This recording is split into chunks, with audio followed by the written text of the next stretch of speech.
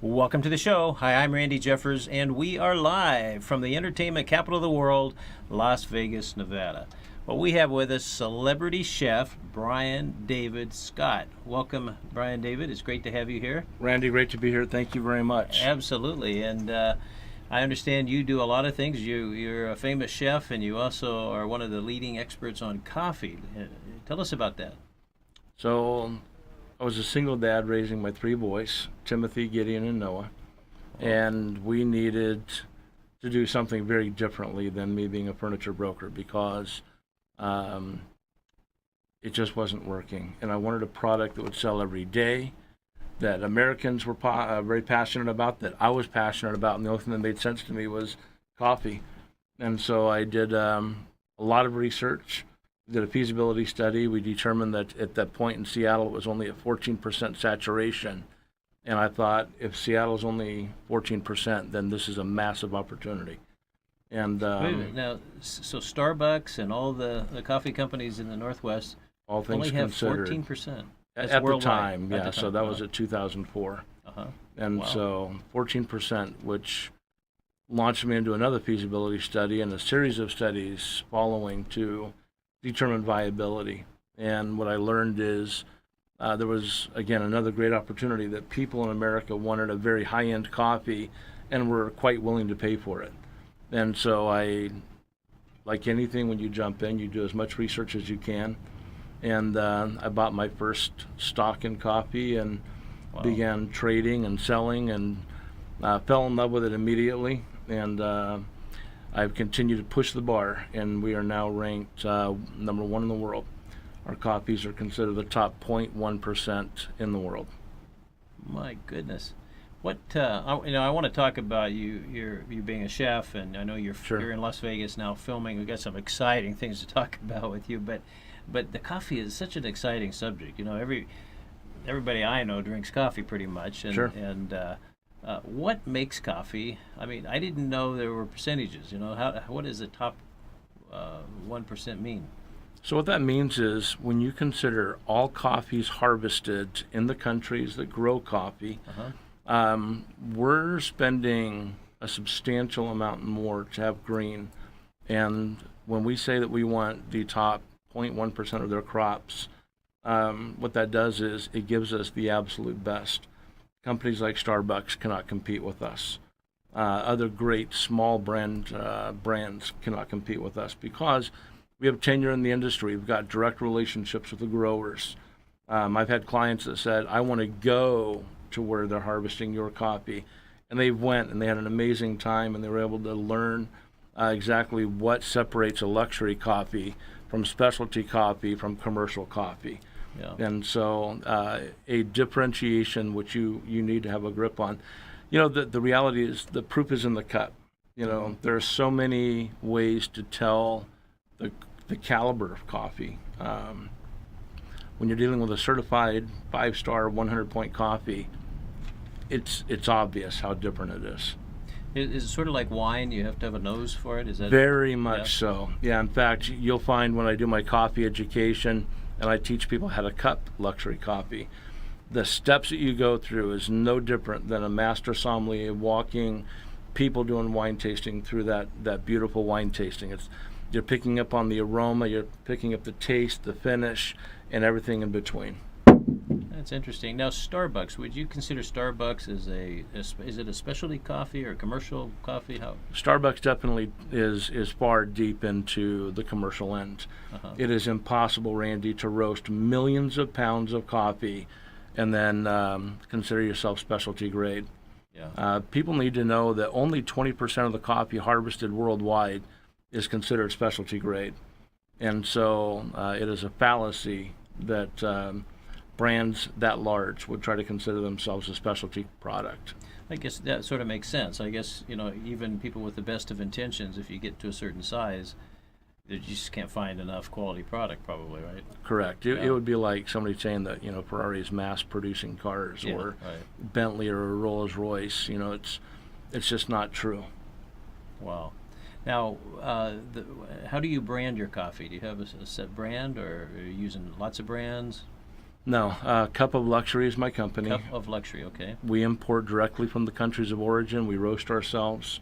We're what is referred to in the industry as a roaster retailer. We only turn out a matter of several thousands of pounds per year. The average coffee company in America right now roasts several thousand pounds a day. Wow. Huge difference. Huge. And that's why, we've got coffees that, teeter from $300 up to $5,200 for a pound. My goodness. So, in terms of the taste, how different is the taste? Now, by the way, Sure. it's probably like a lot of things. If you put cream or something in there, then that sort of negates some of those tastes, right? Actually, no. No? With a very high caliber coffee such as Cup of Luxury, you will find that when you introduce a heavy cream, the cream tends to accentuate the nuances. Really? So last night we were doing a private dinner at a local celebrity's home. Of course, everybody in the Las Vegas area knows the guys over at Tanked.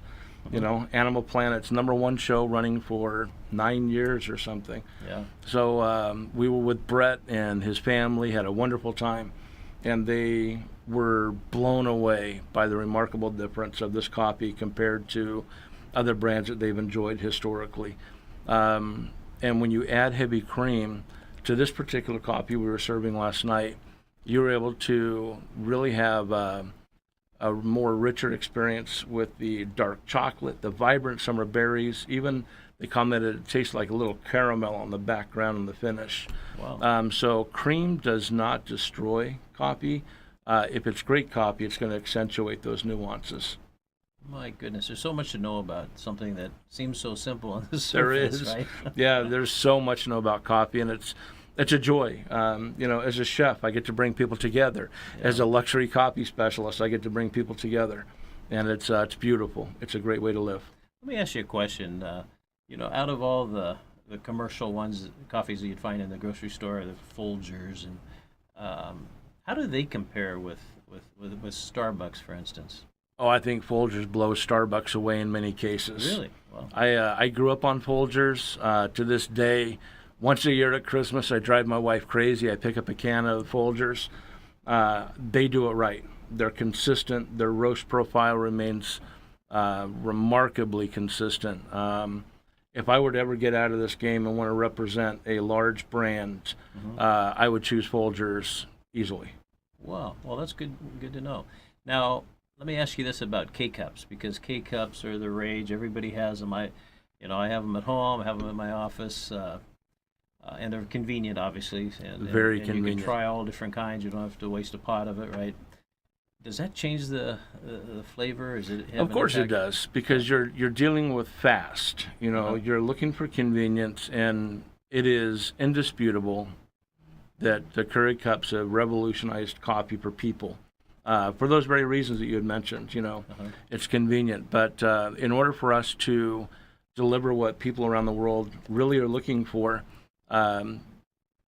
several years ago they came out with the individual screens where you can add your favorite brand of coffee. And so I'm very proud that we're part of that, And again, although the water comes through that basket quite rapidly, when you taste our coffee compared to other K-Cups, there is, again, such a incredible difference in terms of the mouthfeel, the aroma, the flavor, the finishes. It's just, you're going to have an experience that is unparalleled. My goodness. So if you were going to make the best, use the #1 coffee in the world, and if to actually get it to a point to drink, how long does that take? Well, if you're talking about in a K-Cup, well, no, how would you do it? If you just French want to press all the way. I Okay. advocate. People, you owe it to yourself to enjoy your coffee. Keurig cup, in my opinion, is not the way to go. You owe it to yourself, whether you're a professional that's on the go constantly. You can afford to take 5 minutes and brew coffee in a French press. There's a reason that we're successful. We've worked smart. We've worked hard. I feel that professionals, we owe it to ourselves to have the best coffee and to give it the respect that it's due. Take that extra 5 to 6 minutes every day, French press your coffee, and own the morning instead of letting the morning owning you. Oh, I like, well said. So let's do a little commercial for your coffee company. If there's somebody out there is watching right now, they say, I got to try that. I just have to have that like right away. Where do you go to get some? So they can go to BryanDavidScott.com. Please remember it's Bryan with a Y, BryanDavidScott.com. And I just learned about an hour ago we're having some technical difficulty. The main coffee website is cupofluxury.com, cupofluxury.com. I promise by midnight tonight, any of the technical difficulties will be remedied. Good. All right. Cupofluxury.com. Oh, and so you can buy it on either site. Either If you go to the Bryan David Scott route, it's going to route you directly to Cup of Luxury. So okay, well that's a good segue. So if we go to the BryanDavidScott.com website, then we're going to find out about all these other cool things that you do. Absolutely. Right? One yeah. being a celebrity chef. Tell us about that. What a ride. Yeah. If you were to tell me 10 years ago that I was going to be a celebrity chef, I would have really giggled.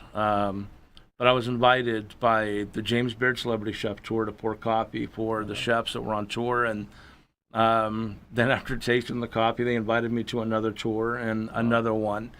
And then after that, I began really upping my game as a chef. I was intrigued to work with some of these James Beard award-winning chefs and guys. Some of those guys are Michelin star, and they challenged me to. It was a renewed passion. It was a reinvigoration of spirit that just lit me up. And my first year back out as a chef, we were crushing it. I got invited to do some of the events around the Primetime Emmy Awards, and then the Grammys, and then the Oscars, and we crushed those. And so we got invited back again. And so now I'm surrounded by people that you would know on TV and film and radio every day. And it's a joy, it's an honor, and again, we crush it every time we're out there. My goodness.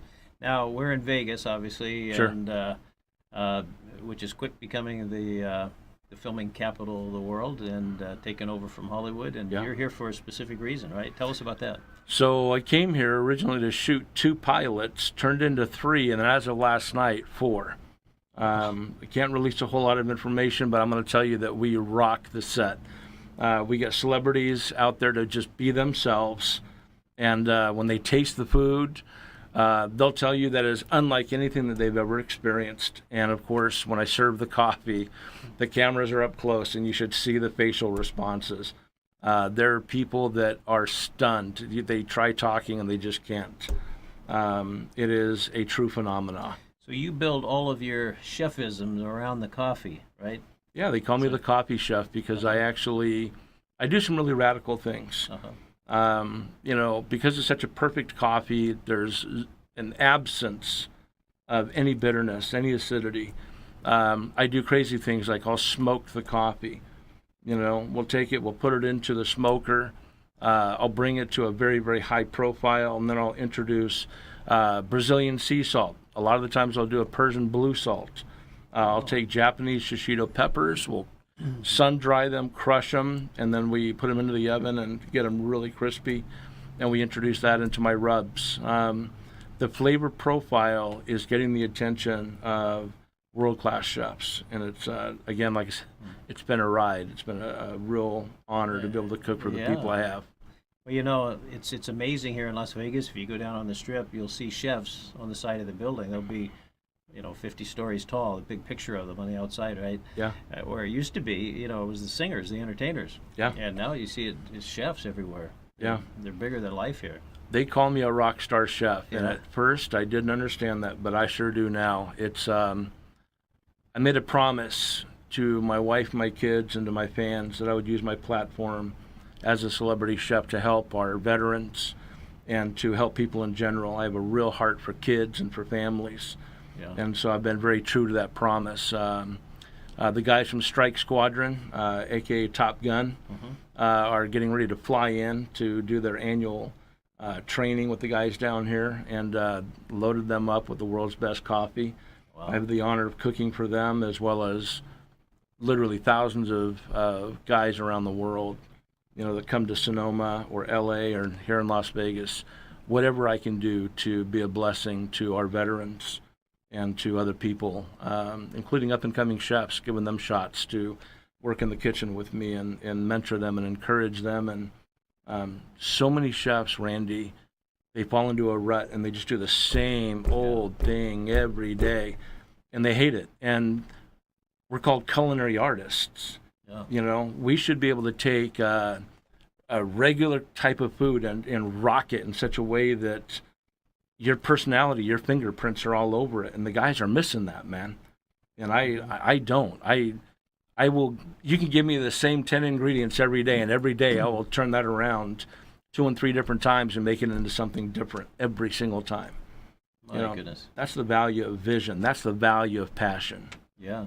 I love it when people are passionate about it. Doesn't matter what it is, as long as they have passion. I just love that. Yeah. Now, you mentioned rubs. You're using your coffee, the world's greatest coffee, in some of the rubs. Now, what can you do with coffee besides just drinking?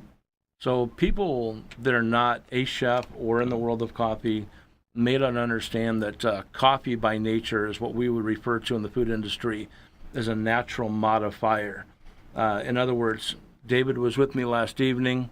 I prepared this really beautiful grilled citrus bread, and I created 2 options for them. For people that enjoy spicy, I created a chipotle with creme fraiche, and then we dropped in fresh red and yellow peppers with some cilantro. Beautiful heat. The citrus comes through pronounced on the palate. And then I did another one that's Mediterranean. So I took feta cheese, some Mediterranean spices, again, some red and yellow pepper, the cilantro.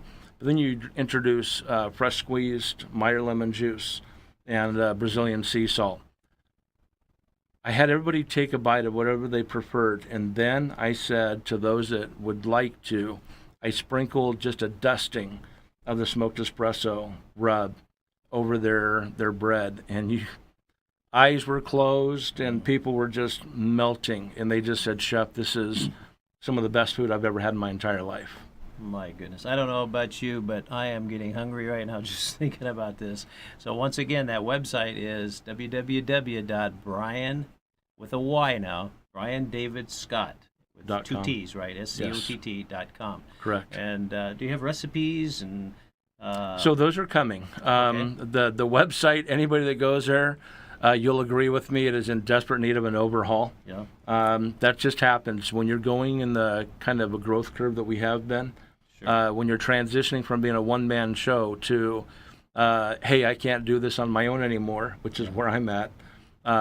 Things need to be updated. And so I'm very fortunate. I now have a great team behind me, and you're going to start seeing some really great changes. So I do want to put some recipes out there for people. I have the honor of being a celebrity chef ambassador for some great brands such as Microplane. And if you go to Microplane, you'll see some of my recipes. I have the honor of serving with KitchenAid commercial. Just a number of brands which are available from the website. Wow. And so you'll see various recipes using those particular appliances or tools or equipment. So as a chef, what's your all-time favorite thing that you've done? In terms of events or product? In terms of product, what your finished product? What? So I'm internationally famous for my steaks and for my seafood. Chefs like Eric Repair, Charlie Trotta, really encouraged me to step out there, not to be intimidated by any food. Anybody that has ever wanted to master seafood understands it's intimidating because if you're passionate, you care about what the dining experience is going to be ultimately. Yeah. And for me, I was very timid about doing things like an expensive cut of fish, whatever it may be, shrimp, prawns, and yet Eric Repair just makes it look so easy. And I thought, you know what, if chef can do that, so can I. And I immersed myself in education, watching their technique, listening to them, taking their cues, learning what upset them about their apprentices, what caused them to give favor to other apprentices. And I just soaked it in. And one thing after another, I just learned. And after doing this for years now, last night we took some really beautiful sea scallops. I created a orange, a tangerine, and a lime zest. you know, and then you add some heavy cream to that and some Brazilian sea salt, bam, you've got something amazing. I love doing Wagyu, Kobe, or Akiushi from Japan, but we've also got some beautiful cuts of Wagyu here. You know, a Wagyu A10 to a 12 is unbeatable. You can cut it with a spoon. You know, and last night we did some Wagyu and some fresh imported Norwegian salmon, and it was just beautiful. My goodness. Yeah. Well, you know, cooking is one of those things that everybody thinks they can do because they cook at home. We all cook, Sure. right, one way or another. But and those same people think because I can cook, I can run a restaurant. And of course, a lot of people start them and they don't do it. But there is a difference between a real chef and somebody that can cook. I mean, it's just a totally different level, right? But Yeah. who do you look to for inspiration? Oh my gosh. Right off the top of my head, I got to give props to Gordon Ramsay. Yeah. Gordon is a man I have tremendous respect for, not only as an athlete, but as a father, as a husband. I think he rocks. He balances his life very well, I feel. Robert Irvine, gosh, the White House chefs I've had the opportunity of serving with. Charlie Trotta, God rest his soul. Guys like Eric Repair. There's just a list of chefs that I just continue to study and learn from. I feel that if you're going to stay at the top of your game, you better be learning from people that are far greater than you are. And otherwise you're going to ceiling out. And so those are some of the chefs that I look up to and I study from on a regular basis. How long have you been a chef, an actual chef? Total of 28 years. So 28 years. Yeah, I began as a chef's apprentice at the age of 17. Wow. That's how I put myself through college. I was 5 when I began cooking. My goodness. Out of necessity? Or No, just liked it, huh? very funny story. My mom, who is hands down the single greatest cook on earth, in my opinion, and my grandmother. My mom, I will never forget it. She had made pork chops, mashed potatoes, and corn. And so later that night I was a little hungry, and I said, Mama, I said, can I have the leftover corn? And she said, sure. And so she had went off to the bedroom, and I grabbed the corn. And all I knew at that point in my life is when Mom wanted something warmed up, she would just turn the burner on, put it up on the stove, and, it's warm. So I took the yellow bowl that was plastic from the refrigerator, put it on the burner, and I turned the burner on high. And of course, you've got thick black smoke billowing, flames are shooting up from the burner, and I'm yelling, Mama, there's a fire. And so that was my first, you can call it my foray into cooking. And what impressed me then and still impresses me as a dad myself, she never got angry. She said, you know what, we're gonna get this cleaned up. It's okay, I should have been here. And she was just very gracious toward me. And has taught me how to cook, and I learned from that lady every day something. What a lesson. Is she still She with us? is, yeah. She's my greatest cheerleader. That's great. Well, you mentioned your kids. Tell us about your family. Oh my God, I got a beautiful wife and 3 boys. Amy and I are celebrating our 6th anniversary this year in June. Tim is 23, doing very well, rocking Seattle. Gideon and Noah. Gideon's now 16, Noah's 15. The boys have grown up in the world of coffee. I've got pictures of them in the summertime in their diapers, hustling coffee with coffee on their noses and on their fingertips. They're amazing kids. Definitely culinary artists, each of them. Really? Wow. Timothy's won culinary awards. Wow. And Noah is coming along. Both Gideon and Noah are very proficient junior chefs. Wow. Now, have you ever owned a restaurant, started a restaurant? Or? Interesting you ask. I have avoided doing brick and mortar because I've enjoyed the freedom of being out on tour. Mm-hmm. The reality is I feel for me to reach the level of success that I'm driving this brand toward, it necessitates having brick and mortar. And so we have plans to open my bistros throughout North America, as well as we've identified 7 locations in Europe and 2 locations in Australia. So what's a Bryan David Scott bistro going to look like? What would Very, you expect there? You can expect to walk in and find a very rustic but refined location. Mm-hmm. the type of place that you would feel very warm and welcomed. We're talking like aged barnwood floors, polished brass, copper, and nickel, beautiful ambiance, great music. It's important to me that we, again, immerse ourselves in the local culture wherever we go. So there will be the one common thread, which will be the quality. But, New York is going to look different than Paris. But no matter where you go to a Bryan David Scott bistro, you know that you're going to have an amazing dining experience with exquisite coffee, and that you're going to walk out of there feeling like $1,000,000. Now, a place like Las Vegas, which has people from all over the world, every corner you could think of comes here. What would, if you were to immerse in the local foods, what would that look like? So we're doing it. I've done a number of dinners here, and what I do in my pop-ups is precisely what you would find in my bistros. You're going to find me engaging you personally. You're going to find me entertaining you and your guests personally. You're going to find that I will tailor whatever it is that you want to your taste. If I bring out, or my staff brings out, an amuse-bouche or an appetizer, and you come up with, hey, chef, if I had just a little bit more heat on there, or if I can get a little more smoky, peppery, you're going to find me saying, I got you, and I'm going to bring it right back. I'm going to deliver exactly what you want. That's what I'm able to offer that I think most chefs are not. I'll be honest, Randy, I was appalled to find out a Las Vegas chef, a guest had asked him to prepare something a certain way, and the chef said, no, you do it my way or leave. And I just thought, that is the epitome of arrogance to me.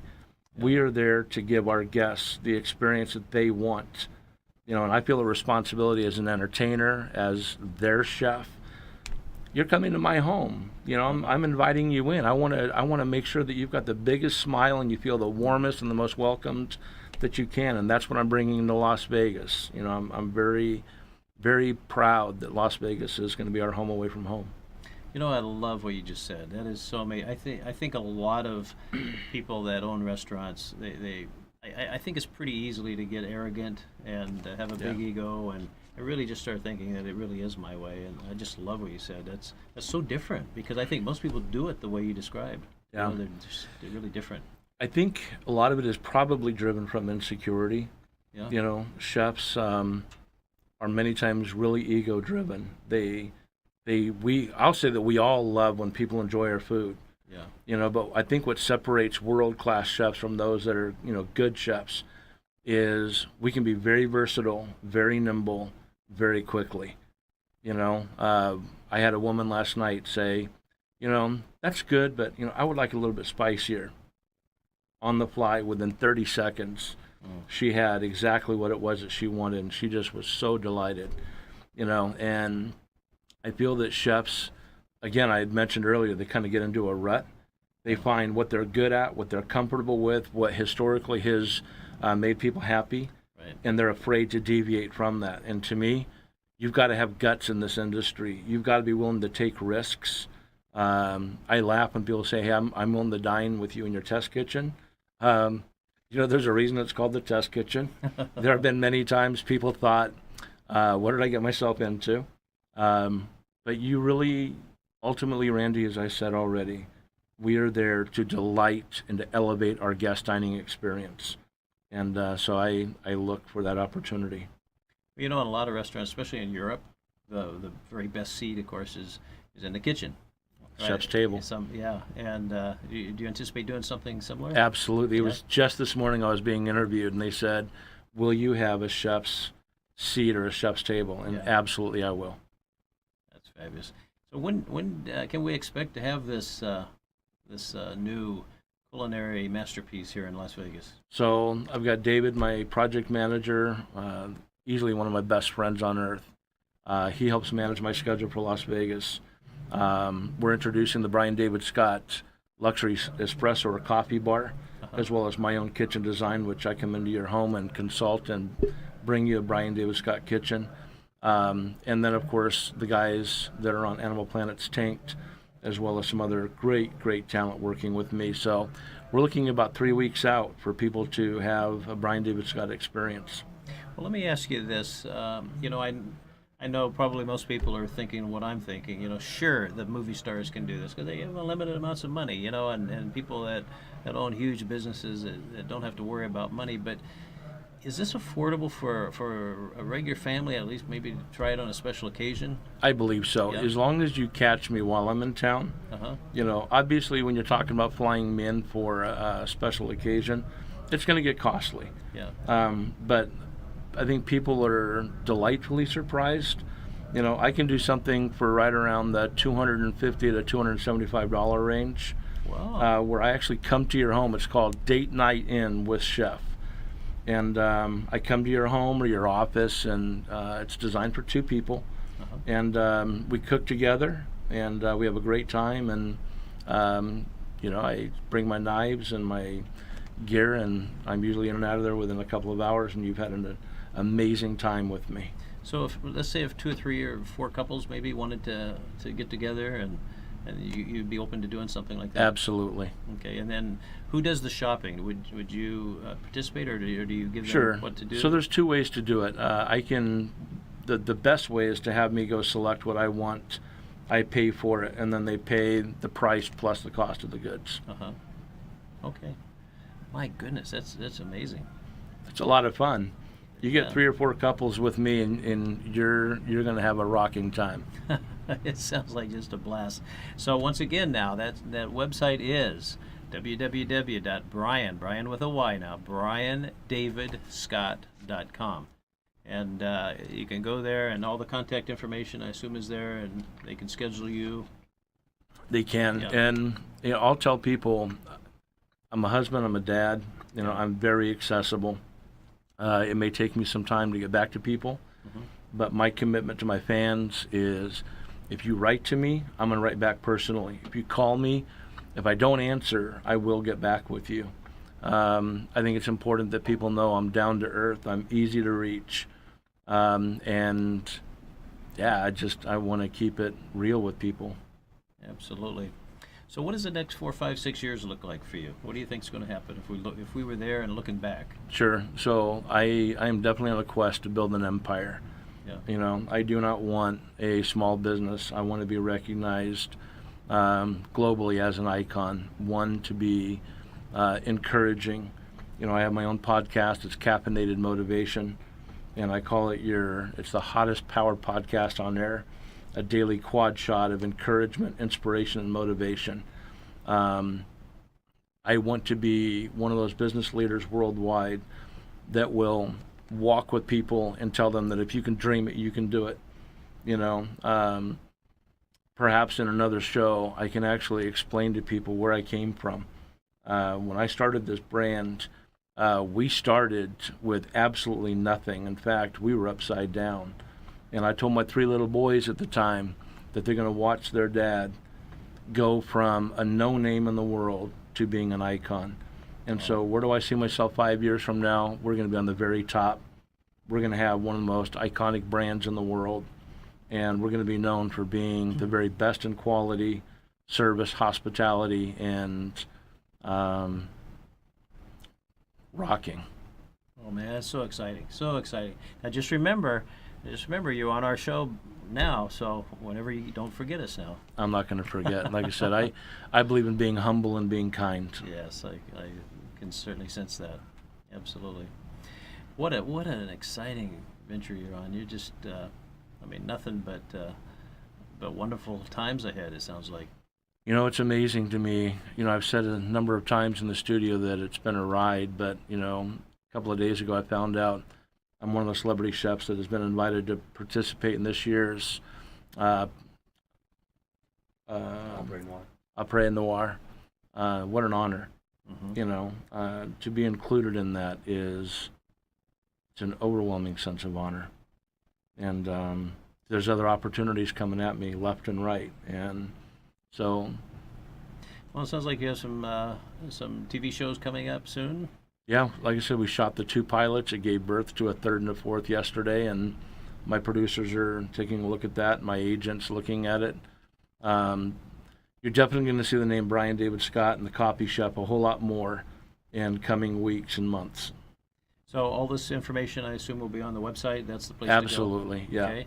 So once again, that's BryanDavidScott.com, and make sure you check that often and frequently, and get all the information, all the latest, and I guess it'll tell you what town you're in. 'Cause you're in a lot of towns, we always I guess, right? announce where we're going to be on tour. Next week I'll be in Toronto, then Miami, then New York, and then Las Vegas, LA, and then I'm home. My goodness, you're on the road all the time. So how do your kids are pretty much, well, they're pretty much grown now, right? Family's still very key to me. I've actually canceled tours because my family said we don't want you to be out there right now. When my wife and my kids take me aside and say, we need you to be home. Yeah. I've had no thought about canceling and giving my wife and my kids the time that they deserve. Of course. I don't ever want to be one of those dads or husbands that just takes off and leaves the family at home. Now, do they travel with you sometimes? They do. They do. Yeah.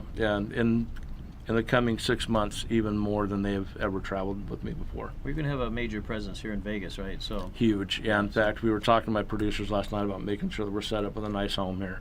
Yeah. And so we're going to be living here probably more than we'll be back in Sonoma. I'm very excited. I can't wait to meet your family, and looking forward to it, Randy. Yeah, absolutely. And man, it's so nice to hear. You're like a breath of fresh air. Thank you so much, man. You're just so different than what I would think a celebrity chef would be all about. I love your philosophy. I want you to know, chef, I didn't mention. I haven't learned a lot in terms of culinary technique, but presentation and his personality. There are two. One is Christophe Bonagrace, great New York, classic French chef.